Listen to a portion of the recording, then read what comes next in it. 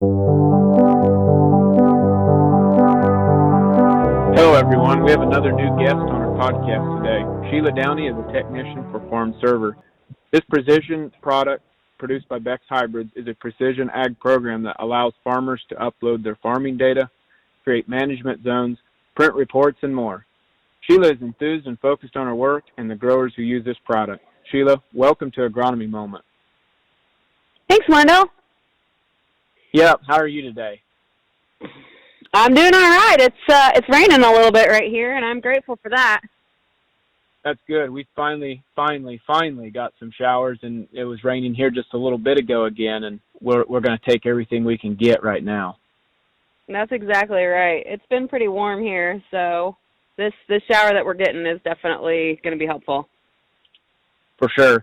Tell us a little bit about yourself here at, as far as your work at FARMserver, your background and your family, and how did this all come to happen like this? Sure. Well, I grew up 10 minutes down the road from the Atlanta facility, which is the headquarters for Beck's Hybrids. And so Beck's has been a household name for me from the beginning.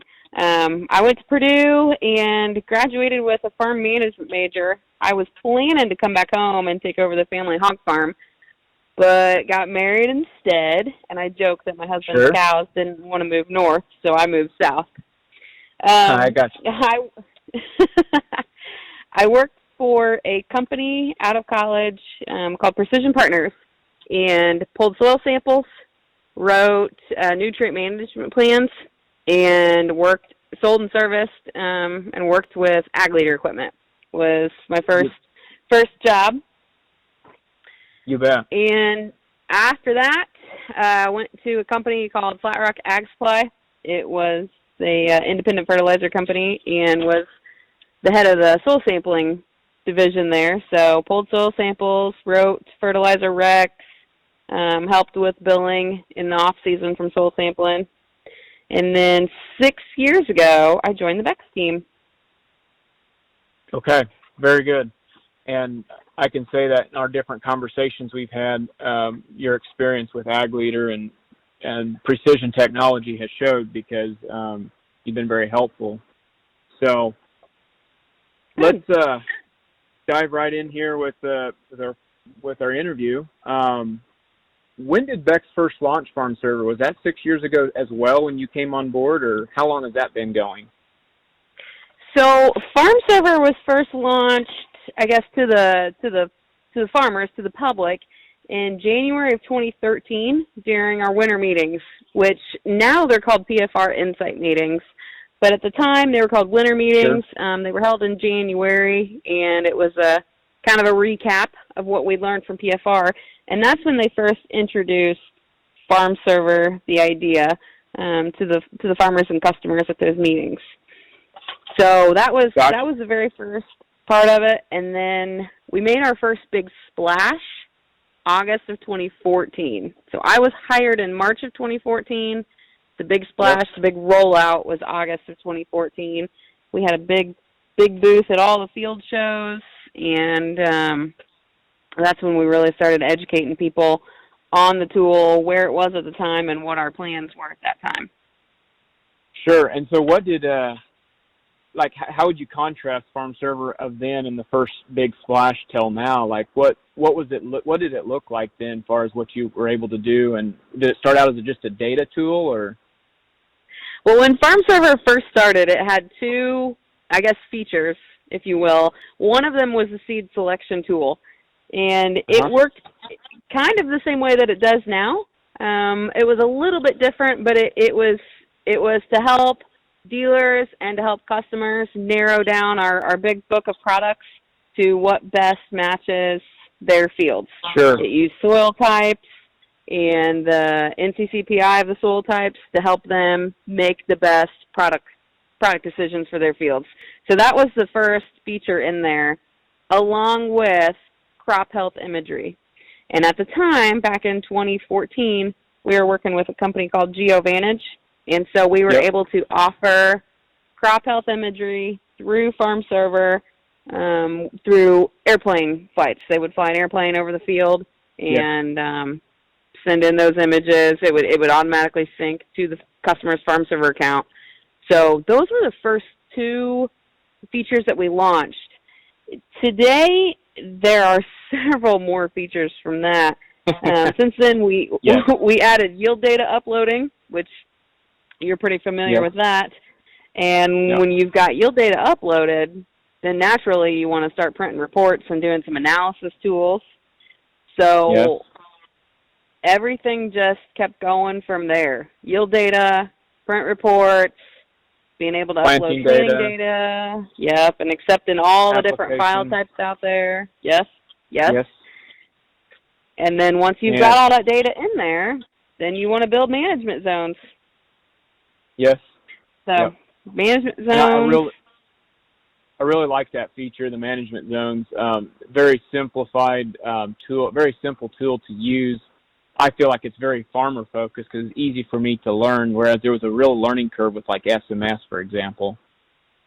Yeah, it's also very, I would say it's customizable. You can use soil types, you can use yield data, you can use elevation from your yield data, you can use soil test data, or you can combine as any one of those layers together to build zones. So it's very customizable. I was wondering where you've been working with some water. Your talk about elevation kind of just tags in here, kind of a one-off question here, but we've been working with some water management or trying to figure out how to do some drainage and stuff, and sometimes we just pull up like an elevation map from the combine, right? That's a really high-definition path. Is there ever a way to print a report on that, or I guess you could just do a screenshot, couldn't you?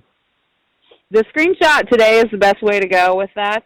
We are working on building reports for any attribute, but as of right now, today, your screenshot's your best idea. Or, Wendell, you can pull it up in the FARMserver app as a background image. So there you could use it, walking through the field as a reference layer. Very good. And like you say, your FARMserver includes all the manufacturers pretty much. I mean, like your John Deere, Trimble, Ag Leader, Case IH, New Holland, Precision Plant. I like to say we're colorblind. Red, blue, green, Precision Plant, Ag Leader, Raven, Agco. You got it. Very good. Would you give us a peek? And I hear there's a rollout coming of some more features that are probably going to be pretty splash-worthy. So would you give us any peek into what we can see or what to expect or what's ahead? Sure thing. So when FARMserver first started, we actually hired an outside company to build a lot of the features.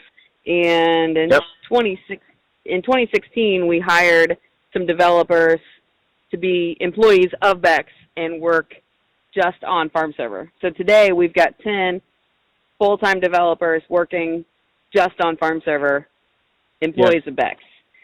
So those guys are working hard. Designers, some GIS guys, and these guys are working hard to get these new changes, these new rollouts, the new enhancements out sooner rather than later. I've got a couple of them I want to highlight. The first one, when you first log into FARMserver on the dashboard, there will now be a yield trend chart where it will show your historic yield averages against your county averages. Okay, corn, soybeans, wheat. And then if you want to know more about that year, it'll be a link where you can click on that year's average and it'll take you to the process data section where you can see each individual field and things like that. But that's very cool. That's so new. You'll be able to see yield trends like on the dashboard. It'll be like farm trends, how you're doing against the county, basically. Is that what you're saying? And then you can it'll be operational trends. And then you can drill down into the field and say, well, how does this field trend with other fields or against my farm average? Or not initially. The side-by-sides and the comparisons on the field level will be coming hopefully this spring. I got you. The yield trend chart is our first step, and we're hoping to have it out this fall. Hopefully August. But that's the one where it'll show our operational averages for corn, for soybeans for each year, and compare those to the county averages. Very good. So that's, yep, that's the first big new one. Okay. Once we dive down into what we call the field focus level, or the field level with all the data and everything, inside that today there is what we call a query tool. And with that query tool, you can freehand an area of the field. And if you've got your yield data in there, it will show you yield in that area, yield by soil type in that area, yield by hybrid in that area. Well, we are adding some extra drawing tools to that feature. So we're adding a circle. So if you've got a pivot, now you click in the middle where the pivot is, click to the outside of the pivot, and it will actually it'll draw that circle. You don't have to freehand it anymore. Oh, yeah. Very nice. So that'll be nice. And then we're also adding a rectangle feature, and then just a simple polygon where click, click, click, click around the area. So for some of us that might have shaky hands or not as steady with the mouse, this is definitely an improvement there. I don't know sometimes if I can blame it on the cheap mouse that I bought or if it's my hand shaking, but it just goes all over. Yep, I've been there. Today I blamed it on the wood grains of the table that I was using. Yes, yep. It's an imperfect world out here. We're trying to figure it out the best we can, and that will be very helpful to be able to do points so you can line it up. Yes, I agree with that. And what I've seen from the development and the design side, the whole site itself is going to be a little easier to use, easier to find what you're looking for. Also in Field Focus, we are adding scouting notes. So hopefully all of our Android users are rejoicing right now, because now as an Android user, you can go to FARMserver.com and use scouting notes through the website. Yes, and so in the past, when you go to like Chrome browser or something on an Android device, you're unable to actually do your scout. And will you be able to do it location enabled on your phone and then be able to see where you're at, or is that a little harder? That's the idea. Really? Okay. Yep, that's the idea, to use it just like a scouting note. Yeah, I'm excited about it. Plus, you'll have all your reference layers there too. So if you need to pull up your planting map, or you need to pull up, an application map or soil type, it'll all be right there. That will be very nice. Yep, for sure. So those are the two new features in Field Focus that I wanted to highlight. For those of us that like to print reports still, I know my dad would much rather have a piece of paper with his yield map than he would look at it on an iPad. Sure. We've combined a lot of those into one comprehensive yield report that's 4 pages. So each page will have about 2 maps on it. You'll have a yield map and then yield by soil type. And then the next page might have yield by product and yield by management zone. And so depending on what kind of data you have in there, that might dictate a little bit on how many pages you have. But we're kind of combining them a little bit. So for the users that want all of those maps but don't want to go back in there and continually order, or I have to order this map, and I have to go back in and order this map. This comprehensive report will be a one-click, I want that, boom, it comes to my email. Yep, and then you can choose however much you want to print. You want to print them all, print 2 of them, and pretty intuitive, right? That's right. Yep. The last big enhancement that's coming is in the ROI calculator, and it's getting a little bit of a redesign. So before, your break-even price was at the bottom of the page. We've moved it up to the top, a little easier to read. And then we're also adding a row in there where you can customize an input cost. So if there's something that you have in your operation that we don't have already listed in that ROI calculator, maybe I want to factor labor into this. I've got a labor cost. Type in labor, type in your per acre cost, and save it. Gotcha. Now, talking about the ROI tool, just a little background into that. FARMserver rolled that one out, what was it, several years, 2 years ago, 3, or has it been longer than that? No, it's only been probably 2 years ago. Yes, and I was thinking so, and when that was rolled out, from personal experience, and give a little background to my view on that, is the ROI tool is a feature in FARMserver where you truly can get your return on investment on that field, and not only that field, but that acre. And so you can see if there's a low area, like we have a field I'm thinking of in particular where it's a bottom field and it's had so wet years, it starts to make us question how profitable it is to keep that part. And we start thinking, well, maybe it'd be better, since we own that ground, to put it into a program, a conservation program, for example, because it's always negative. So it's very helpful, and just kind of give a background on the tool. And so what would you think, Sheila, would be some other features in that ROI tool that your QuickBooks or your accounting software, for example, aren't going to get? I mean, that's one, right? Sure. Well, the ROI calculator is a basic concept, but it's powerful in the information it can provide.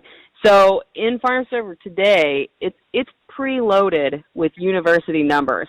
So if someone doesn't know what their per acre cost is for drying, or their per acre machinery cost, or something like that, those numbers from university research are preloaded in there.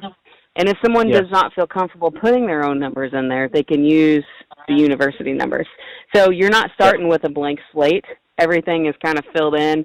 Those are editable, though, Wendell. Like you found on your fields, you can go in there. You can change the land cost or the cash rent. You can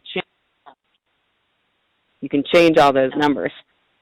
And then once you've got those in there the way you want them, you can view them a couple different ways.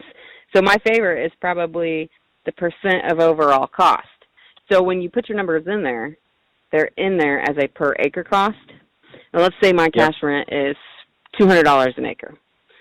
Okay. If I switch to the percent of overall cost, it will tell me, using all the other numbers in my spreadsheet, that cash rent is actually 33% of the overall cost of my operation. Gotcha. Maybe seed is 18% of the overall cost of my operation. So that gives you a little different perspective on where your money's going. And so you're able to see, exactly drill into what is my biggest cost and why that is and which category it is, and work at it in that direction instead of just a dollar amount. That's right. You can also view it as a cost per break-even bushel.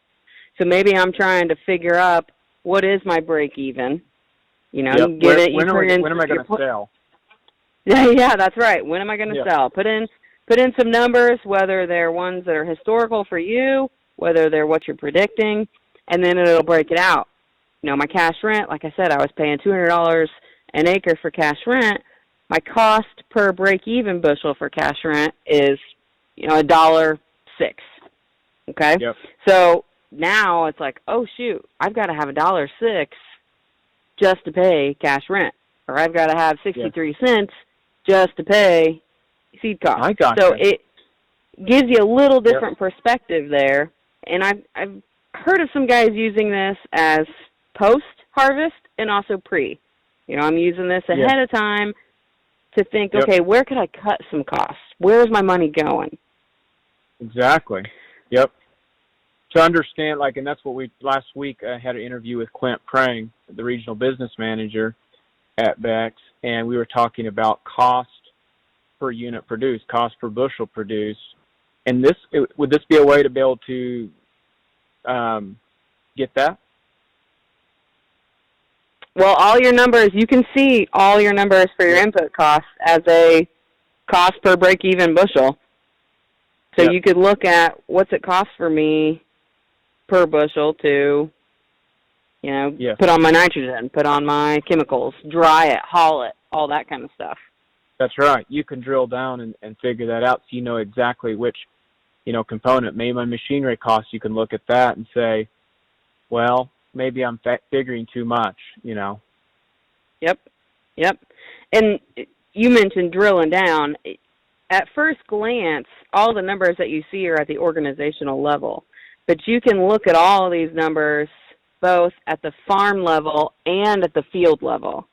So if I'm looking at the home farm and I've got the back field and the front field, I can see how that home farm has made or lost money. Or I can look at it as, here's what the front field made, here's what the back field made. So you can break it down to the individual fields. Very good. Very interesting. Yeah, I think that's really a cool tool, and I've always really like looking at it because I feel like it gives you more of a granular approach to your fields, whereas sometimes you tend to back off and not really know where the hidden costs are and where those acres are that are not producing what you really thought you were, and identifying those acres. Yeah. I've been impressed with how creative some of us have gotten, or some of the customers have gotten using this. I had a customer who was looking at renting some property. So he added that field in his FARMserver account and, used some similar numbers that he thinks, the numbers he thought he would spend for all of his input costs on there. And then that farm was not close to his home base. So together we calculated a cost of farming that. What is my time worth to drive there to farm it, drive back? And we came up with a per acre number for that. For the labor, is that what you put under labor? Yeah, well, today there's a column at the bottom that says other. After a couple weeks from now, you'll be able to actually label that as to whatever, or row, sorry, you'll be able to label that what you want. Sure. At the field level in the ROI calculator, you have the option of turning the field on or off. And so what he did is he turned it on, put all of his numbers in there, and then went back to the organization level and said, okay, if I farm this field, how does it affect my overall cost, profit or loss, for my whole farm, for my whole organization? Then he can go back to it and shut it off. If I don't rent it, do I lose money? Do I make money? And it was a little eye-opening for that customer because he was losing money driving to those farms. They were smaller fields, and he's like, oh, man, I never would have thought that it was costing me to farm those fields. I really like that. That's really awesome. Making a farm, that's the business side of farming, and that's the part that's so important, but it's the one that's easy to overlook. Yeah. Sometimes we get to farm in a field like that, and we've been doing it for years and years and years. Those are the fields that help us start as farmers, but as we acquire more acres, we get more efficient in what we're doing. Sometimes those are the fields that it's like, all right, it's time to pass this down to another farmer who's a young farmer, somebody just starting. So. Yep. It's really awesome. Sheila, I had in final as a question, in the talk of, in this world we live in today with data being transferred and privacy concerns, how does FARMserver and Beck feel about that? And how do they handle the data that's being uploaded?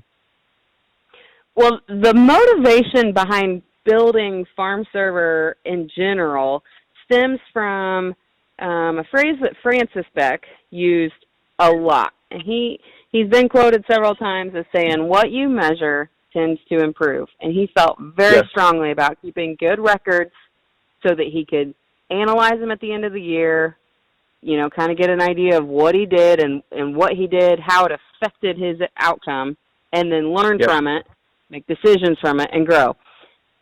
With the technology we have today, there's lots of different ways to record that data. So if FARMserver is a tool that Beck can provide to our customers to help them organize, record the data that they've got, analyze it, make some decisions off of it, and improve their operation, that's a good day for us. That's the motivation behind it. We're not doing any kind of data mining. We're not using any of the customer data that's been uploaded for anything other than we're just storing it for customers. So I do have a couple of customers that are using FARMserver just as an online storage for their data. Yes. Beck isn't using it. You don't have to use the FARMserver tool, but it is available for all of our customers to use if they want to take their data, do something with it, learn from it, and hopefully help make some good decisions that'll help their farm. Yep. That's great. Sheila, do you have any comments or thoughts that you have in closing on this interview today? I see our time is being well spent. You have any thoughts in closing? I just appreciate, Wendell, all your help out in the field. As I'm based here in southeastern Indiana, I wish I could, but I can't get to everybody and sit across the table from them. So I do appreciate the time that you take and spend with your customers, helping them, educate them about FARMserver and helping teach them about what it can do. A good day for me is when a customer can utilize the data that they're collecting and learn something from it.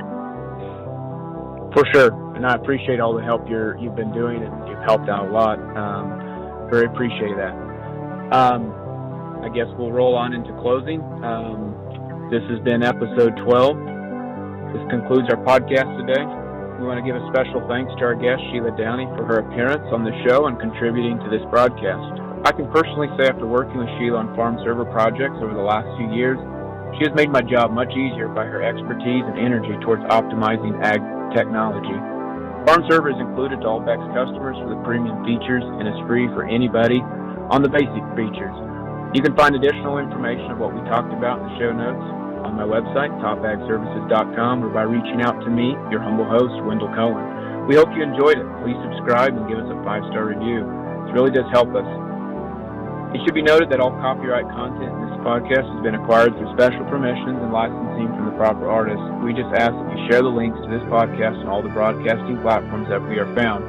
Feel free to reach out anytime with questions, feedback, or concerns you might have. This is a production of Top Ag Media. Wendell Cohen is a producer. I'm your show host. Cheers to all of you. We'll see you soon.